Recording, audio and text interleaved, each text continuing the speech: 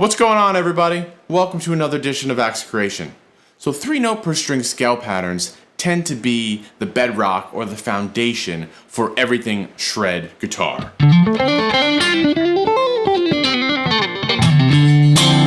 Right?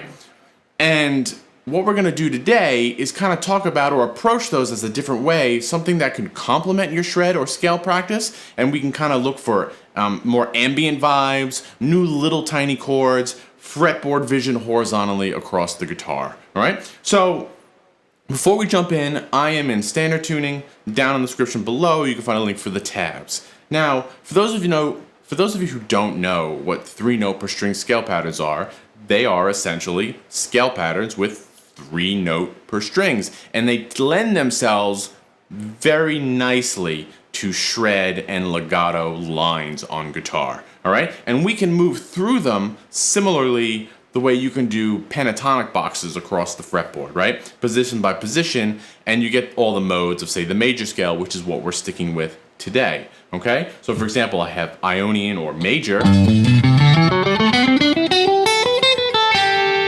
a Dorian, Phrygian, all right, and so on. You can go all the way up through those modes, okay?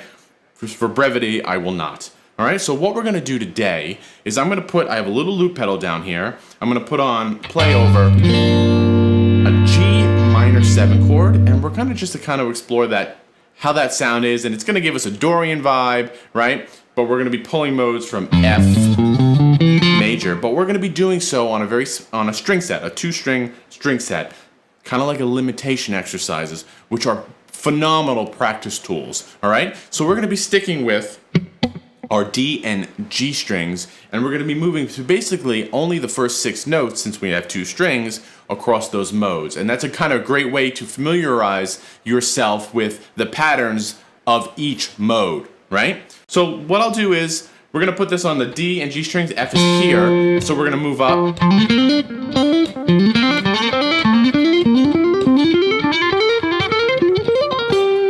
Right in that area of the fretboard, and we're gonna kind of just jam over a D Dorian groove, a G minor 7, and we're gonna search for different intervals. We can go up in thirds, fourths, seconds, and we'll talk about all that, but might as well just do a little example of what we're gonna do here. Down tempo, ambient kind of grooves. Let's check that out.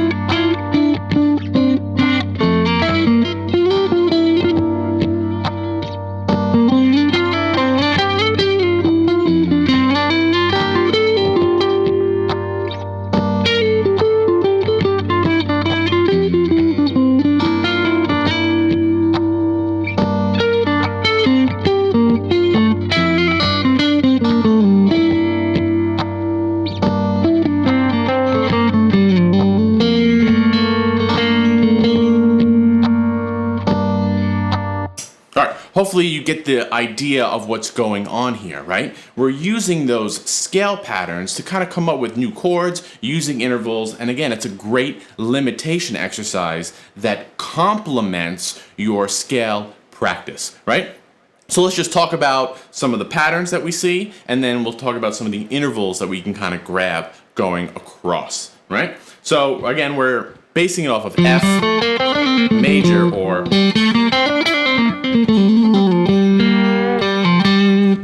a G Dorian kind of groove. So we have 3-5-7, 3-5-7, 5-7-8, 5-7-9, 7-8-10, 7-9-10, 8-10-12, 9-10-12, 10-12-14, 10-12-14, 12-14-15, 12-14-15.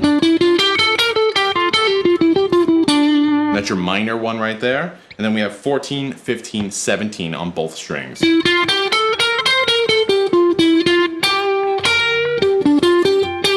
That would be your Locrian scale pattern. And again, we're not using that as Locrian because the chord that we're playing over is kind of really giving us our harmonic backdrop, right?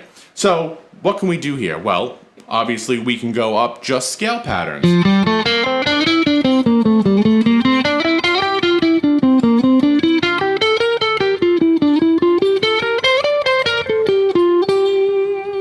Again, very useful. But I like chords, I like seconds, right? Using intervals, and that's kind of the point of this because we can experiment in finding new chords, right? So we can go up in thirds. Let's talk about intervals, right? Thirds.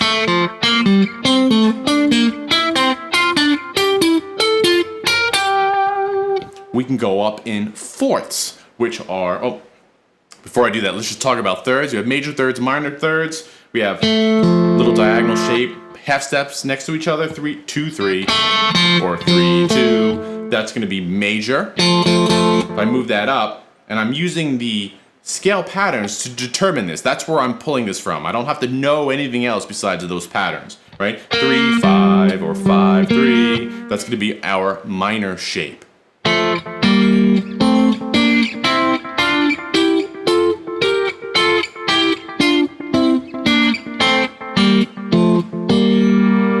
That's going to give us kind of our chord scale idea. It's another idea that you can look at, all right? We can go up this in fourths, right? Which is the same fret, right? 2, 2, 3, 3, 5, 5, 7, 7. You get a tritone here, 8, 9, 10, 10, 12, 12, 14, 14.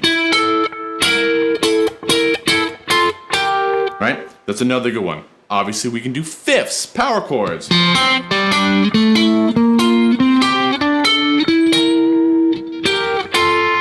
Right? That one works too.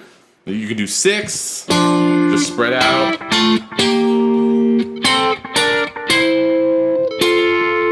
Very nice. So one way that we can practice this is take one pattern. For example, 3-5-7, 3-5-7. And see what interval you can play from each one of those notes, right? So if this is 3, I can play 3-3, 3-5, 3-7. Sticking within that shape, I can just go to 5 and play 5-3, 5-5, 5-7. Then I can do 7-3, 7-5, 7-7. Right? And I love the 7-3 voicing. You get a nice second here.